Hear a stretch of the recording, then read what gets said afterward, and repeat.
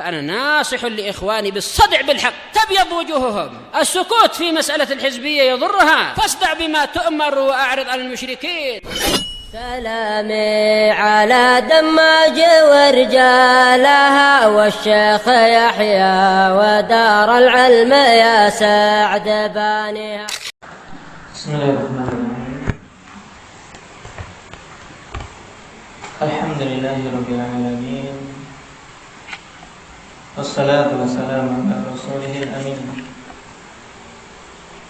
وعلى آله وأصحابه أجمعين، أما بعد. Pembahasan yang lalu kita telah masuk pada bab yang pertama berhubungan dengan pengambilan Quran dari ahlinya.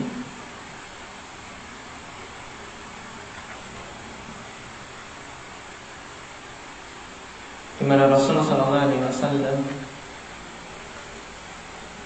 sebagai pengemban Al-Quran pertama kali dari kalangan manusia mengambil Al-Quran tersebut dengan wasithah Jibril alaihi salam. Bila mendengarkan bacaan Jibril, kemudian Allah Subhanahu wa taala berikan taufik kepada beliau untuk bisa menghafalnya.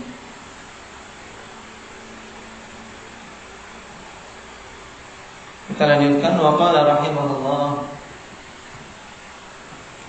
haddatsana Abdullah bin Yusuf qala akhbarana Malik an Ibn Shihab an Urwah bin Zubair an Abdurrahman bin Abdul Qari annahu qala sami'tu Umar bin Khattab radhiyallahu anhu yaqul sami'tu Hisham bin Hakim bin Hizam yaqra'u surah Al-Furqan ala ghairi ma aqra'uha wa kana Rasulullah sallallahu alaihi wasallam aqra'aniha waqittu an u'ajjila alaihi thumma amhaltu. Masih dalam riwayat Imam Bukhari, di mana diriwayatkan di sini dari Umar radhiyallahu anhu bahwasanya beliau mengatakan, aku mendengar Hisham Ibnu Hakim bin Hizam membaca surat Al-Furqan. Tapi beliau membaca berbeda dengan yang dibaca oleh para sahabat. Ala ghairi ma aqra'uha. Dan Rasul sallallahu alaihi wasallam dulu juga telah membacakan kepadaku surat tersebut. Dan ini metode, sekali lagi metode awal pengambilan Al-Quran dengan apa yang dibacakan oleh Syekh. Dan Nabi SAW sebagai muallim pertama kali, yang mengajarkan pertama kali kepada para sahabatnya, beliau membacakan kemudian mereka mendengar. Dan Arab, akhwanillah, zaman dulu, di antara hal yang Allah Subhanahu wa taala berikan kepada mereka adalah apa? Kemampuan menghafal. Kemampuan menghafal. Dan mereka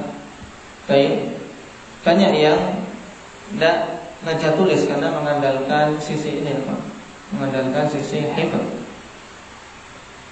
Baik. Maka banyak hadis mereka mendengar sekali dari Nabi sallallahu alaihi wasallam bisa menghafal, bisa meriwayatkan. Nah, dzalika fadlullah yu'tihi man yasha'.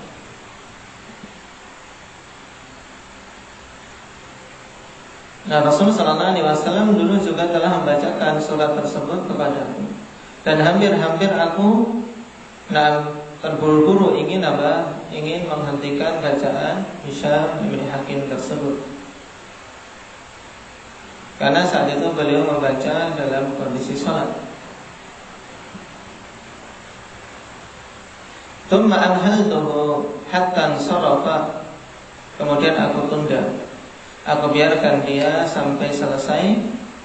Tsumma labaqtuhu biridaihi faji'tu bihi Rasulullah sallallahu alaihi wasallam. Maka kemudian aku pun tarik dia dengan selendangnya, pakaian atasannya, dan aku bawa dia kepada Rasul sallallahu alaihi wasallam.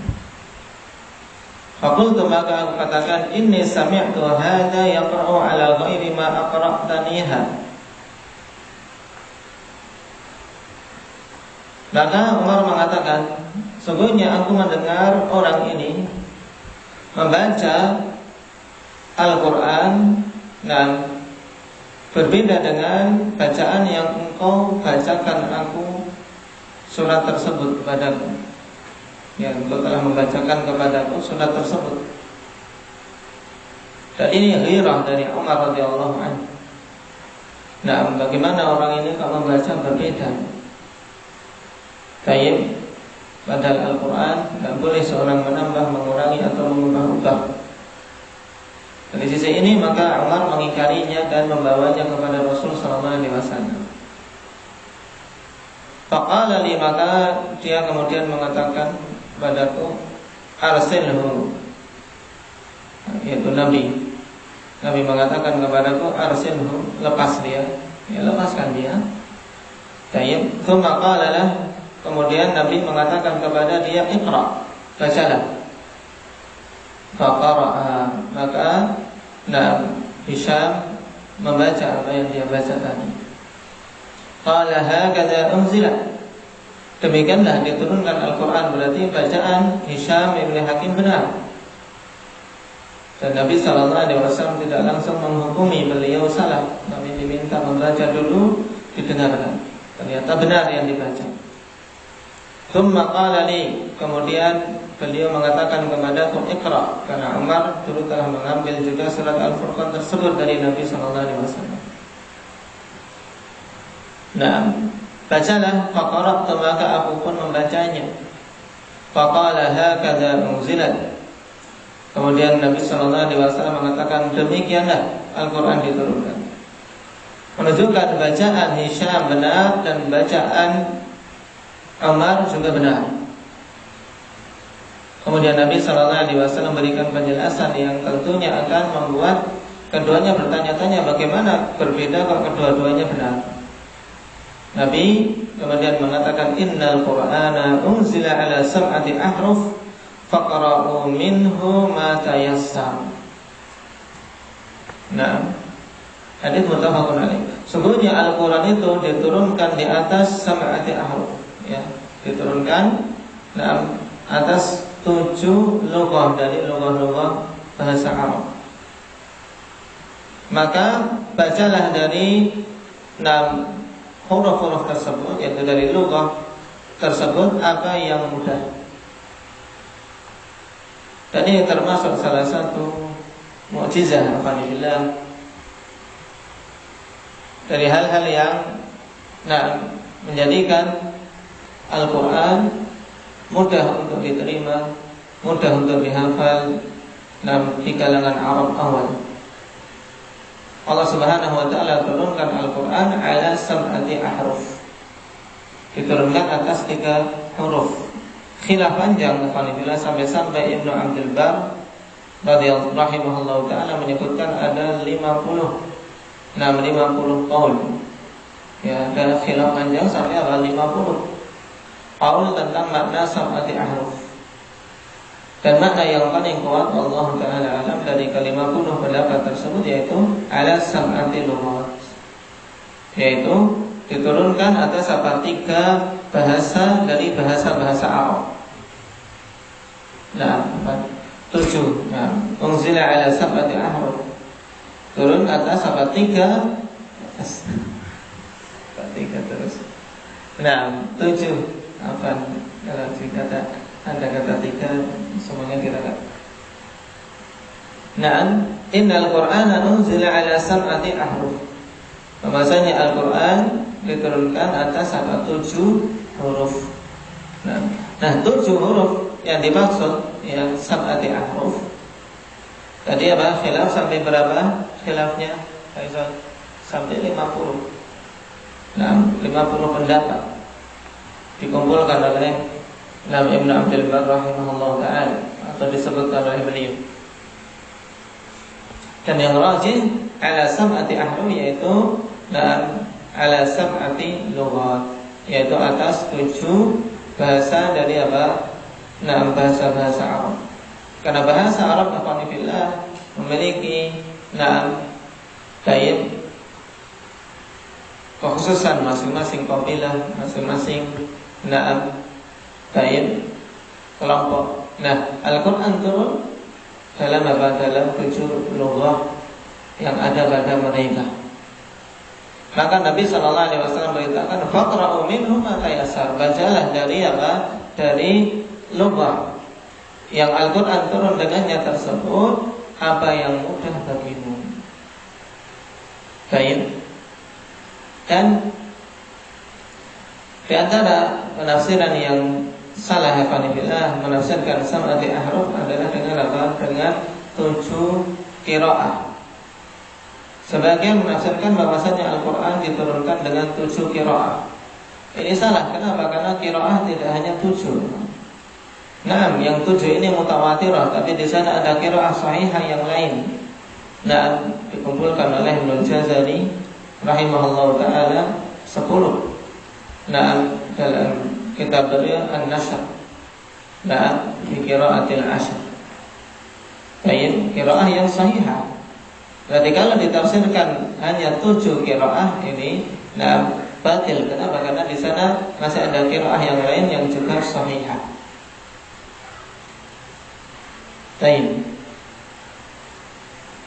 فقال الإمام أحمد رحمه الله تعالى حدثنا أبو معاوية قال حدثنا الأعمش عن إبراهيم عن علقمة قال جاء رجل إلى عمر وهو بعرفة. Ahmad meriwayatkan dengan sanadnya sampai Alqamah. Beliau mengatakan, datang seorang laki-laki menemui Umar dalam keadaan beliau sedang berada di Arafah. Sebelum kita lanjutkan, hadis tadi syahidnya mana? Yang menjadi inti pendalilan dari hadis apa? Yaitu bahwasanya para sahabat apabila mengambil langsung Al-Quran dari Rasul sallallahu alaihi wasallam. Sehingga ketika seseorang telah mengambil dari seorang syekh yang mungkin kemudian ada perbedaan dengan yang lain, maka tidak usah pedulikan. Dalam artian karena dia telah mengambil sesuatu dari sumbernya dengan benar. Sebagaimana juga kemarin berhubungan dengan Ubay. Ketika Ubay radhiyallahu anhu mengambil qiraah itu dari Nabi sallallahu alaihi wasallam, walaupun yang lainnya tidak bisa menerimanya, tapi dia telah mengambil langsung dari syekh yang mungkin dari Nabi sallallahu alaihi wasallam, maka pun tetap dia menjaga apa yang telah diambil langsung tersebut, tidak peduli walaupun disalahkan. Cuman tadi, dia harus betul-betul mengambil dari seorang yang memang ahli. Karena memang terkadang pada masing-masing, pada zaman ini misalnya, pada masing-masing qurra ada sedikit perbedaan. Perbedaan misalnya pada makhraj atau yang lain. Kalau memang dia telah mengambil dari dia dan meriwayatkan dari dia, dia ambil secara totalitas. Selama dia memang pantas untuk untuk diambil.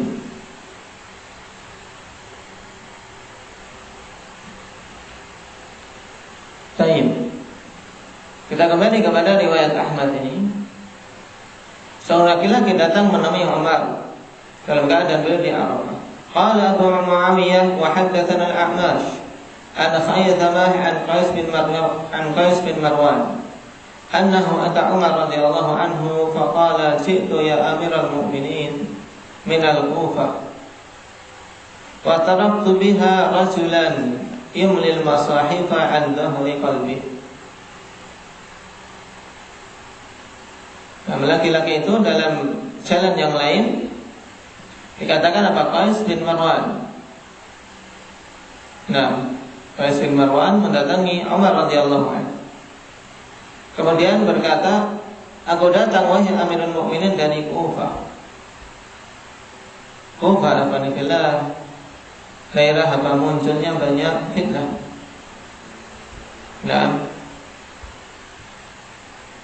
Aku tinggalkan negeri tersebut nah, ada seorang laki-laki yang yumlil masahib, dia mendikte mushaf an dhahri qalbihi, dari apa? Hafalannya, tidak pakai tulisan. Baik. Lihat bagaimana reaksi Umar, wantafaqa hatta kada yamla'u ma baina sya'batay rahil. Maka kemudian apa? Umar pun afanillah menunjukkan kemarahan. Baik.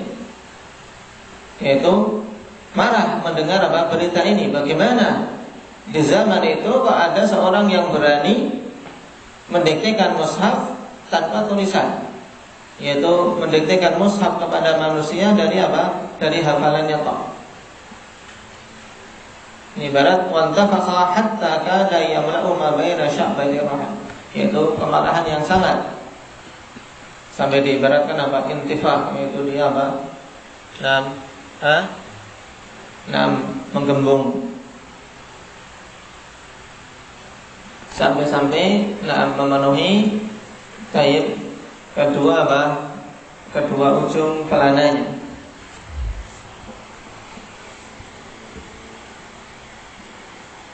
Intinya Umar marah mendengar berita itu.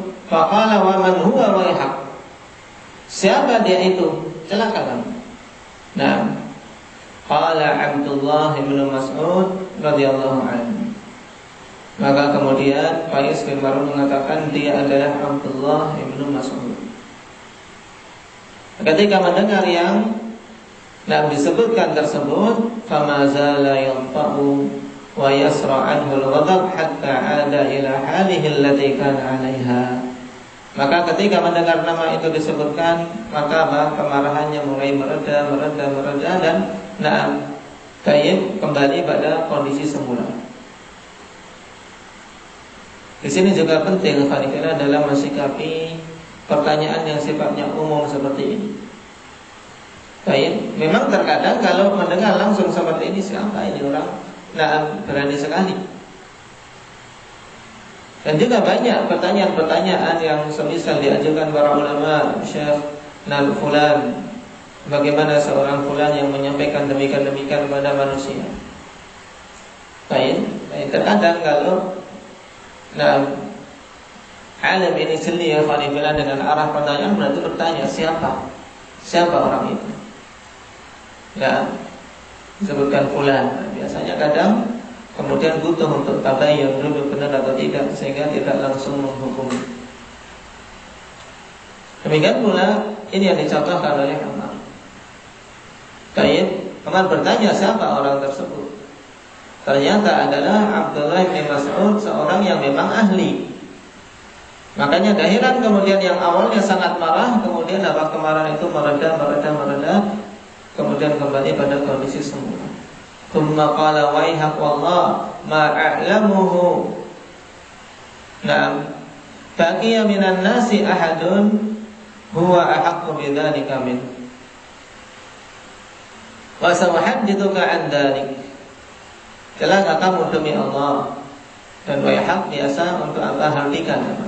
Tidak kemudian maksudnya doa kejelekan kepada orang. Demi Allah, sesungguhnya aku tidaklah tahu dia. Masih tersisa dari kalangan manusia seorang pun yang lebih berhak untuk melakukan yang demikian itu melebihi dia. Dalam artian Umar mengakui tentang keahlian Abdullah bin Mas'ud radhiyallahu anhu dalam Al-Quran, sehingga beliau tidak mengetahui dari kalangan manusia saat itu yang berhak untuk melakukan perbuatan tersebut, yaitu mendiktekan mushaf kepada manusia dari hafalannya. Tidak ada yang lebih berhak melebihi Abdullah bin Mas'ud. Dan telah kita lewati di awal, Rasulullah SAW arahkan kepada para sahabat yang lain untuk mengambil Al-Quran dari 4 orang. Siapa saja itu? 4 orang yang diperintahkan Rasulullah SAW mengambil Al-Quran darinya. Ridwan, Abdullah bin Mas'ud, Ubay bin Ka'ab, Salim maula Abi Hudzaifah. Satunya lagi.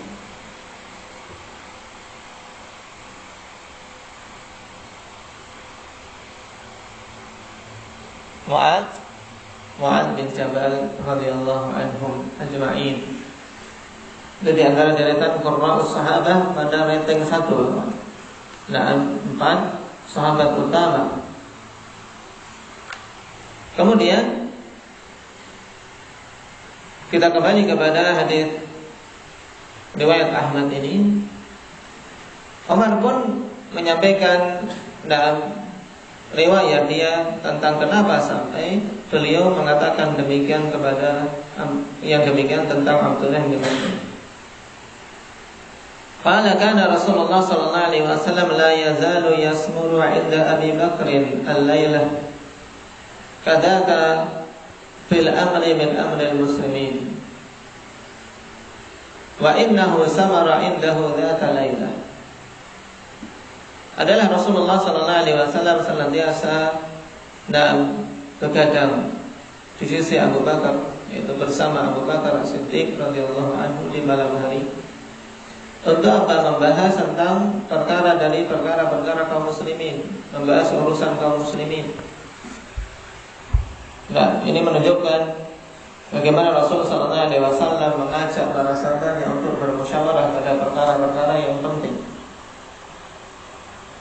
Dan berbicara samar itu bicara di malam hari. Nah, bincang-bincang di malam hari.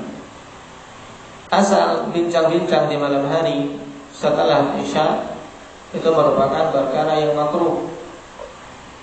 Perkara yang makruh, dibenci. Kecuali pada apa? Bincang-bincang yang memang memberikan maslahat. Maslahat bagi akhirat kita, seperti misalnya bincang-bincang masalah ilmu, atau masalah bagi kaum muslimin secara umum. Nah, membicarakan hal-hal yang berhubungan dengan mereka, bagaimana jalan keluar, bagaimana yang paling bagus. Nah, adapun pembicaraan duniawi atau hal-hal yang lain, alhamdulillah yang sia-sia, maka ini ditinggalkan. Lebih baik tidur, kemudian bangun lebih awal. Nah, sungguhnya beliau suatu ketika sedang bincang-bincang di malam hari bersama dengan Abu Bakar. Wa ana ma'ah, dan aku saat itu bersama dengan beliau. Faqaraja Rasulullah sallallahu alaihi wasallam makharajna ma'ah. Maka Nabi sallallahu alaihi wasallam kemudian keluar dan kami pun keluar bersama beliau. Fa'idha rajulun qa'imun yusalli fil masjid, maka tiba-tiba mendapati seorang laki-laki yang sedang berdiri salat di masjid. Faqama Rasulullah sallallahu alaihi wasallam yastami'u qira'atah. Maka kemudian Nabi sallallahu alaihi wasallam berdiri untuk mendengarkan bacaannya. Baik, dan bacaan Abdullah bin Mas'ud radhiyallahu anhu bacaan yang merdu. Baik, sebagaimana telah kita lewati pada hadis-hadis atau pelajaran yang lain, Rasulullah sallallahu alaihi wasallam minta dibacakan Al-Quran oleh Abdullah bin Mas'ud. Surat apa? Indah. Oke. Sampai-sampai Rasulullah sallallahu alaihi wasallam menangis, kemudian minta dihentikan.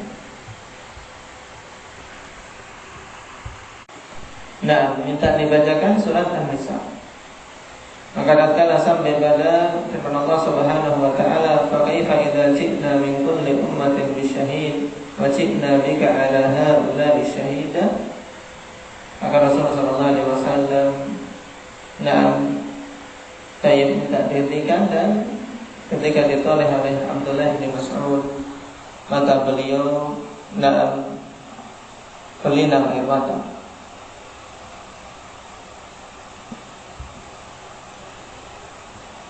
Menunjukkan bacaan yang bagus pada beliau. Demikian pula ketika di saat ini Nabi sallallahu alaihi wasallam pun istima', mendengarkan dengan seksama bacaan laki-laki yang sedang salat di masjid ini. Ini juga alhamdulillah saya menunjukkan bahwasanya seorang ketika salat sendirian di malam hari tak boleh untuk dia membaca jahar. Membaca jahar, cuman jahar yang tidak sampai mengganggu orang-orang yang tidur.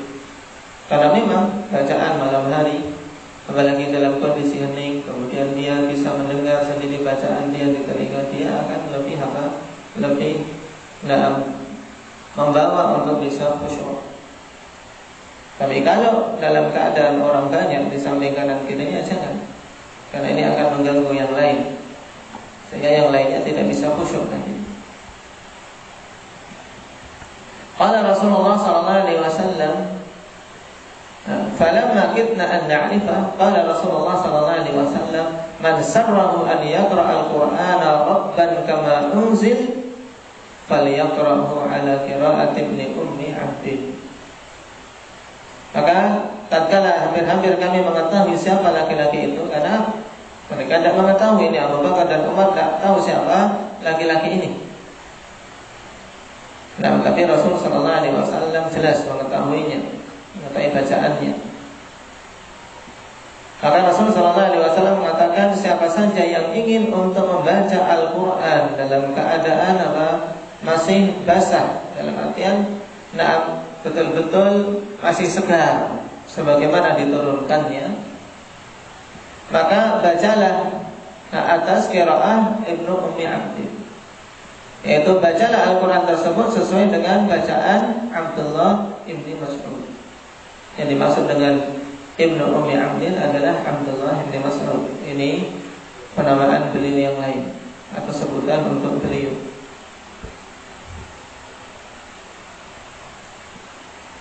Ini juga menunjukkan keutamaan Abdullah bin Mas'ud radhiyallahu anhu, di mana bacaan beliau diikuti dengan rabbah kama unzil, betul-betul sesuai dengan bacaan yang diturunkan oleh Jibril kepada Nabi sallallahu alaihi wasallam.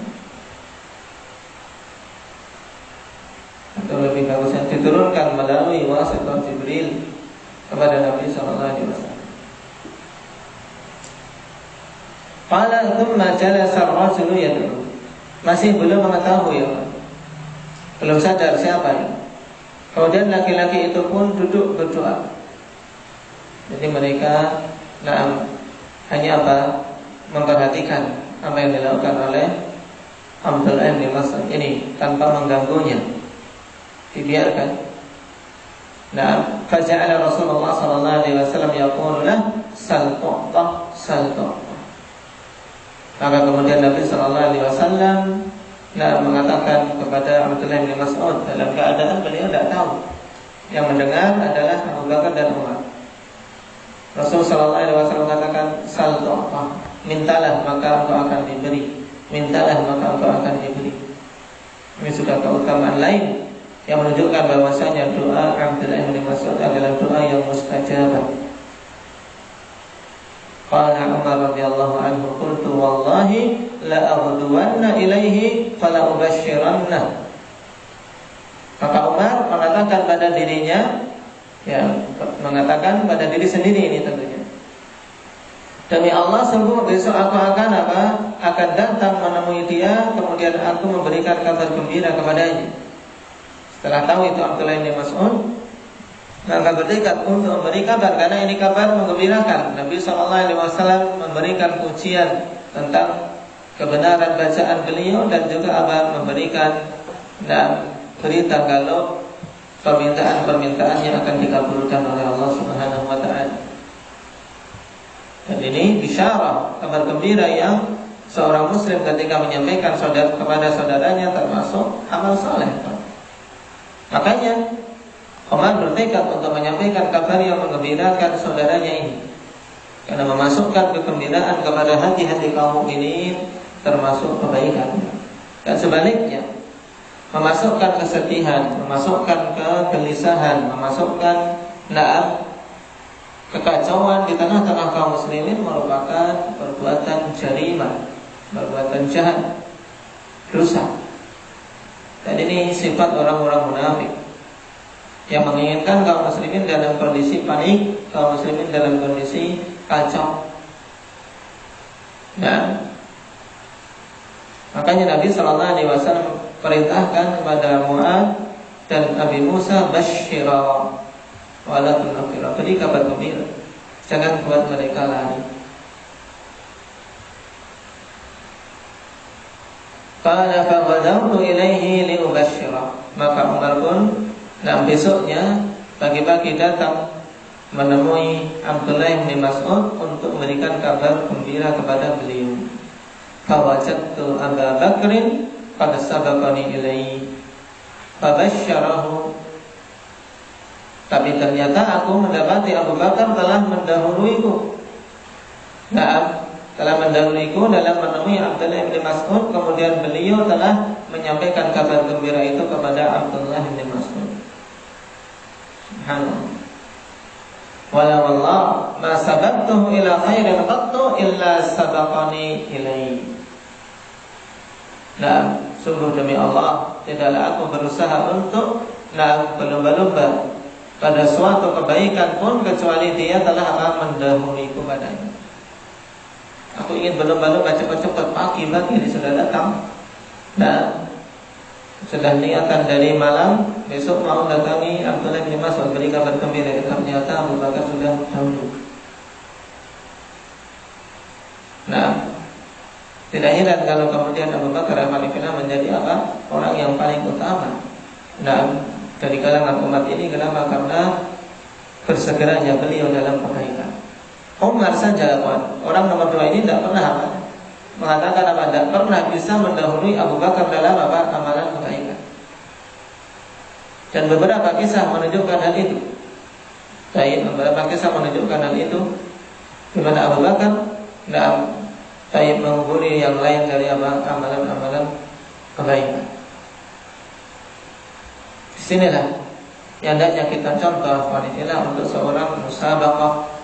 Nah, untuk berlomba-lomba pada kebaikan. Jangan melihat orang-orang yang di belakang, lihat orang-orang yang jauh telah meraih kebaikan dengan agama ini, telah meraih kebaikan pada sisi ilmu.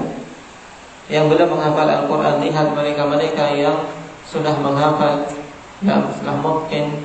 Jangan melihat temannya, temanku, aku sudah nyalip dia. Nah, jangan melihat seperti itu. Karena perkaranya Khalifah butuh musabaqah, butuh berlomba-lomba, bercepat-cepat. Karena umur kita singkat. Sebagaimana para salaf kita dulu berlomba-lomba dalam kebaikan dengan perlombaan yang luar biasa. Bahkan pada masalah seperti ini, kalau dilihat Khalifah suatu masalah yang sifatnya sepele di pandangan manusia, memberikan kabar gembira kepada saudaranya. Tapi ketika seorang ihtisab dan tahu bagaimana nilai amalan tersebut, maka dia akan bercepat-cepat. Karena kegembiraan saudara kita Khalifah ketika mendengar berita baik, dia senang, menumbuhkan kegembiraan pada mereka merupakan kebaikan, menunjukkan salah satu bentuk kesempurnaan iman. Qala Imam Al-Wadi'i rahimahullah, hadza haditsun sahih. Hadis ini sahih. Qais bin Marwan masturul hal, dan Qais bin Marwan yang datang kepada Umar ini masturul hal, walakinnahu taba'ahu Alqamah bin Qais. Akan tapi ada mutaba'ah dari Alqamah bin Qais, sehingga hadisnya sahih. Walhamdulillah, sebagaimana dalam Al-Jami'us Sahih mimma laysa fis sahihain. Baik. Syahid dari hadis ini berhubungan dengan bab jelas bahwasanya Abdullah bin Mas'ud mengambil Al-Quran dari Rasulullah sallallahu alaihi wasallam, mengambil dari ahlinya secara langsung, sehingga bacaannya disifati oleh Nabi sallallahu alaihi wasallam radban kama unzil. Bacaan yang yang betul-betul segar, murni, belum ada campuran-campuran. Radban kama unzil, sebagaimana diturunkannya. Baik. Dan terkhusus pada hari ini kita sudah masuk bulan Sya'ban, dan kita sudah di tanggal 2. karena ru'yah hilal terlihat. Nah, kemarin adalah tanggal 1 dan di tanggal 2 dan bulan Sya'ban, bulan yang Nabi SAW memperbanyak puasa padanya. Demikian bulan yang para salaf kita mengisinya dengan amalan-amalan kebaikan sebagai bentuk persiapan untuk menghadapi Ramadan. Karena jiwa kalau sudah tertata untuk menyambut suatu perkara yang besar, ketika datang dia betul-betul telah siap. Makanya para salaf, di antara amalan yang paling diperbanyak di bulan ini selain puasa adalah qiraatul Quran. Qiraatul Quran sampai bulan Ramadan dinamakan dengan Syahrul Qurra. Bulan Sya'ban, sampai dikatakan dengan Syahrul Qurra. Bulannya para pembaca Al-Quran. Maka manfaatkan waktu yang ada. Saudara akhwah yang di luar yang diminta untuk banyak-banyak di rumah, manfaatkan untuk amal qiraatul Quran. Baik, dan ini mungkin yang Allah Subhanahu wa taala kehendaki kepada kaum mukminin untuk kembali kepada Al-Quran, sehingga mereka tatkala dianjurkan enggan, wanita-wanita juga ketika dianjurkan enggan untuk berdiam diri di rumah, maka kemudian pada hari ini mau tidak mau harus di rumah. Baik, maka manfaatkan, ambil hikmahnya. Baik, nasallallahu alaihi